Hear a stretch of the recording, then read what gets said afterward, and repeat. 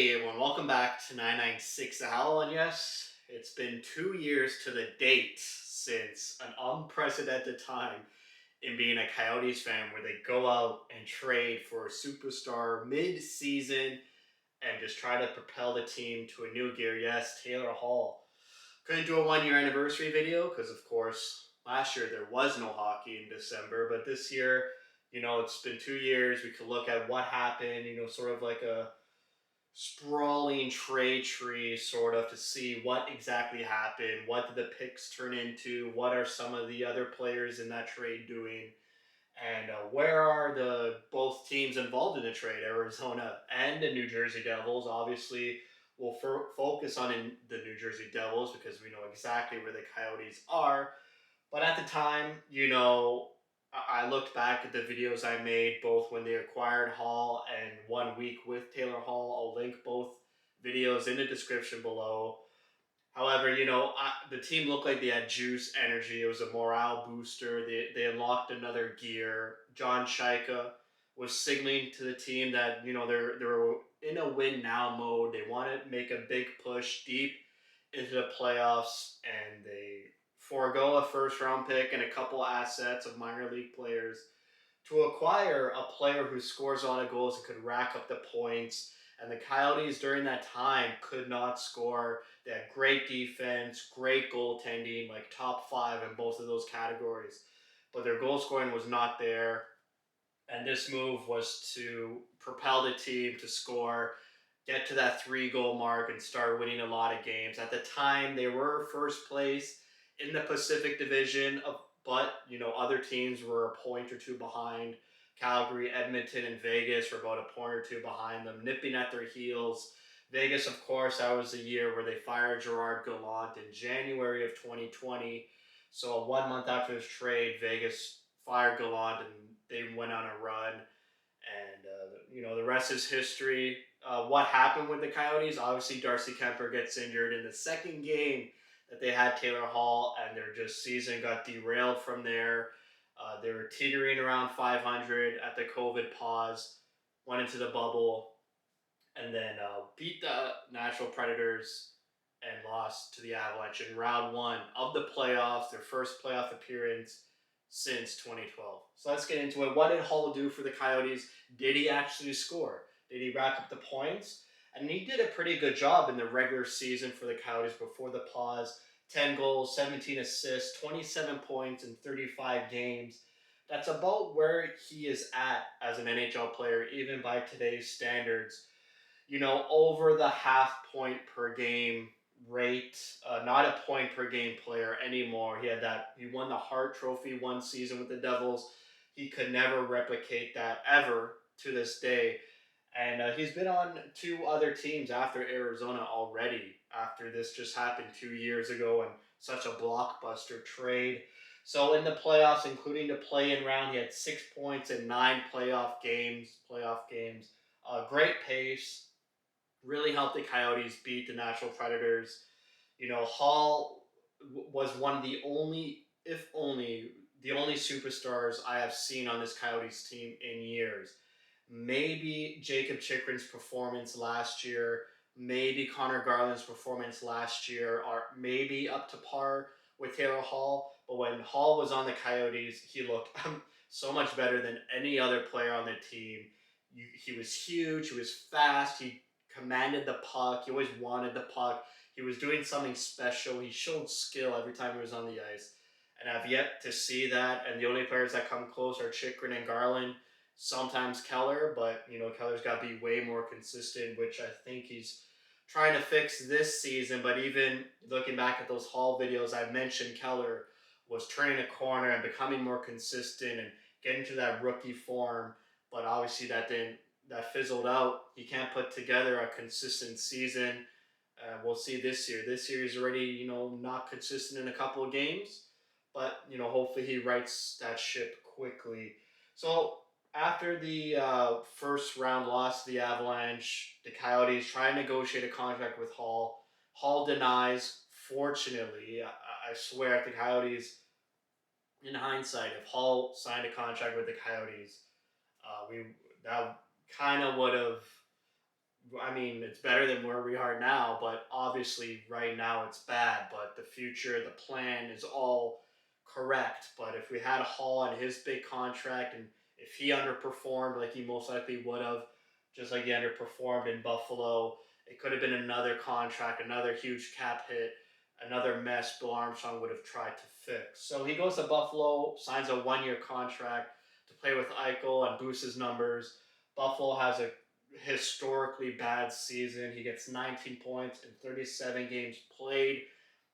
He had a better pace. He only had 2 goals in 37 games with Buffalo, whereas with the Yotes, he had 10 goals in 35. So a massive drop off in performance. He gets traded at the deadline to Boston in that shortened regular season time before the playoffs after the trade deadline. He's almost a point per game, but in the playoffs, he reverts back to his mean and is about a half point per game player. He actually did better in the playoffs for the Coyotes than he did for Boston. Then Boston signs into a contract. He's got 5 goals, 9 assists, 14 points in 25 games played. So about the same as what he was doing with Arizona, maybe even a bit worse because he's got 10 and 35 and 5 and 25. So what happened to New Jersey? So this was strange. At the time of the trade, the Devils were in the basement. They were 10, 17, and 5. The Coyotes were first in the Pacific, like I said. And then New Jersey finished better since the trade than the Coyotes did since the trade. The Devils were 10, 17, and 5. They finished 18, what was it? 18, 12, and 4. Sorry, that was the Coyotes, 18, 12, and 7. So the Devils went on a huge win, just started to win games without Taylor Hall.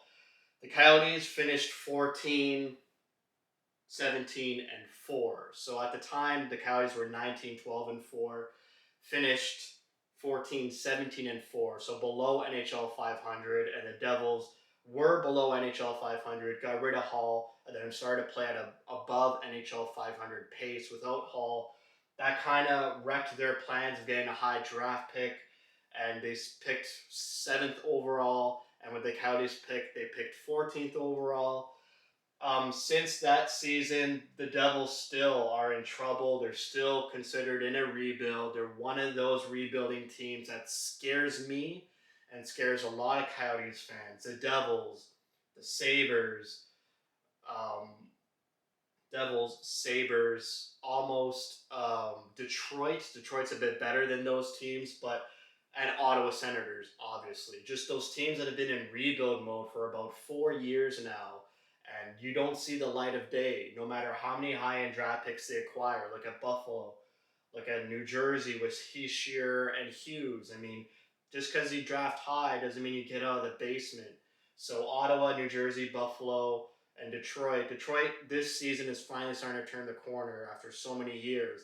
But those rebuild stories that just don't sit well with you and make you uncomfortable with the future of the Coyotes. Whereas you hope it's an accelerated rebuild with the Coyotes, like the Toronto Maple Leafs, like the New York Rangers. Their rebuild was literally 1 or 2 seasons. Maybe Edmonton, but they still got some problems when you draft a generational talent like McDavid. It's hard to be a basement team, so they're always on the teeter of mediocre to good. They squeak into the playoffs because you have McDavid and Draisaitl. So hopefully it's an accelerated rebuild for the Coyotes, like the Rangers and the Leafs, where they tank for a season, maybe two. They grab a guy like Matthews, they grab a guy like Marner, they grab a guy like Kako and Lafreniere, get a good free agent in Panarin, get a good free agent in Tavares, and you're out of the rebuild. It's tough. Hopefully, Bill Armstrong realizes that. I think he does. So that's where the New Jersey Devils are. They're still in mediocre to bad. They acquire free agents like Dougie Hamilton, but their young players just aren't unlocking that gear to push them above the hump of NHL 500. But one of the bright spots for the Devils was Dawson Mercer, who they acquired at 14th overall, which was supposed to be the Coyotes pick that they gave away for Hall.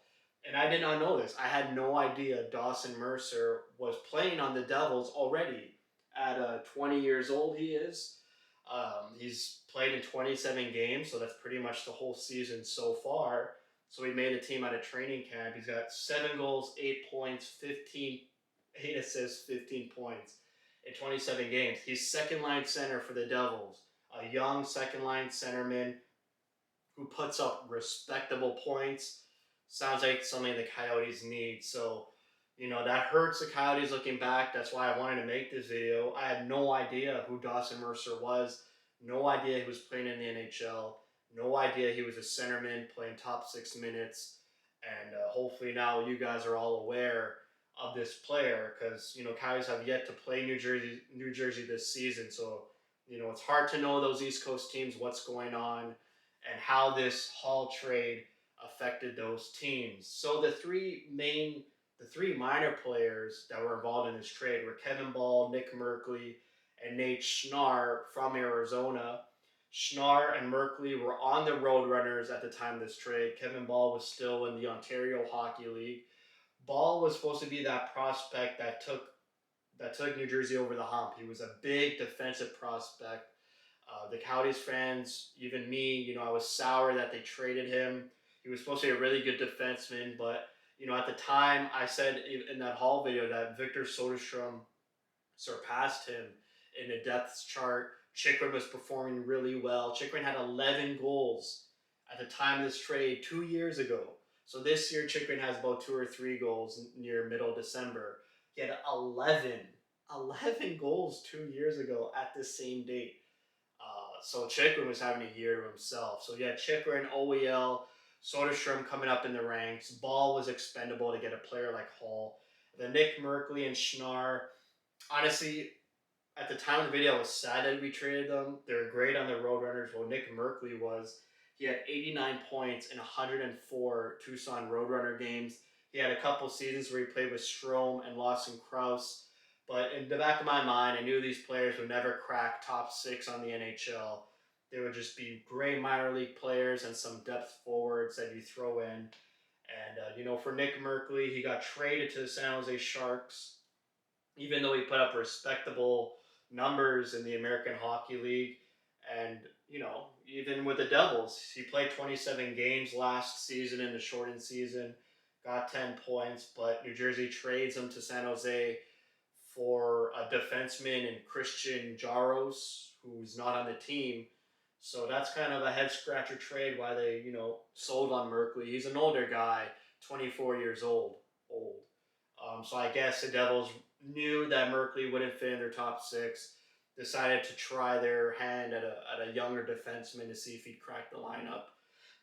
But unfortunately, he hasn't. Nate Schnarr still hasn't played a game for the New Jersey Devils, still in their American Hockey League team, where the New Jersey's American Hockey League team, the Utica Comets, are first in their division and really running away, having a great season. So he's doing pretty well. 14 points in 18 games for Nate Schnarr. Pretty good, but, still hasn't played an NHL game for the Devils. Kevin Ball, his stats kind of look bleak to me. He's got one professional goal, which came in the American Hockey League. Yes, he just got called up to the Devils like this week. Like December 14th was his first New Jersey Devil game this season. He played 7 games last season in that shortened season, only got 2 assists. So, Ball's not really, raising the temperature. He's playing on the third line pair for the New Jersey Devils in that one game. Hopefully or not hopefully, he does good. But, Kevin Ball's having a rough development of his career, just like Pierre-Olivier Joseph, who's still on Pittsburgh and still doesn't play on the Penguins. The Coyotes traded him in that Phil Kessel trade. And right? Galchenyuk and Joseph for Phil Kessel. That was so long ago. And Joseph still hasn't cracked the lineup for the Penguins. So, some of these trades, those highly touted, defensive prospects, it takes them a long time. And so, just like Kevin Ball, it's taken him a while. Maybe he does, maybe he doesn't produce and excel at the NHL level. And maybe he never becomes an NHL player. But I think the Devils win out on this trade with the immediate emergence of Dawson Mercer. Other than if Mercer was kind of lagging or not producing well, he's even outproducing the Devils' seventh overall pick that same year, who was Alex Holtz. So, Mercer obviously just elevated his game. He impressed in training camp, made the team, and he's producing, and he's sort of a mid round pick that's producing as high as a top five pick.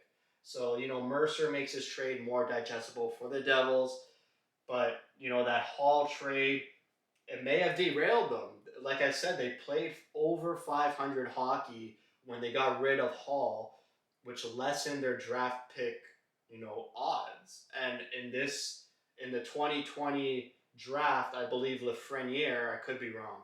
I could absolutely be wrong. Was drafted first overall. Pretty sure that's it because last year was Owen Power. I believe 2020 was Lafreniere. If I'm wrong, I'm wrong. But the point is that the Devils wrecked their lottery odds with this trade. They started to play well for whatever reason, and yeah, they ended up drafting seventh overall. But that Coyotes pick at 14 really helped them out. They got a good second line centerman who produces well, producing way better than Barrett Hayden. So I will be doing a Hayden draft video in January. I got a lot of good, video ideas like this coming up during January and the Olympic break, just to take a break from reviewing these Coyote games where, they're kind of abysmal right now. Hopefully they just right the train, right the ship, and get back on track where they were in the middle of November. But this is what happened 2 years after Taylor Hall got traded. Coyotes are in a full rebuild, scorched earth, try again. The Devils still haven't figured it out to become an over 500 team. Yet they got a great young centerman in Dawson Mercer out of the trade, so they kind of win out on this trade just because of Dawson Mercer. The only reason why this trade is working well for the New Jersey Devils. So that's it for me. If you like what you see, spread the word. And as always, thank you for your support.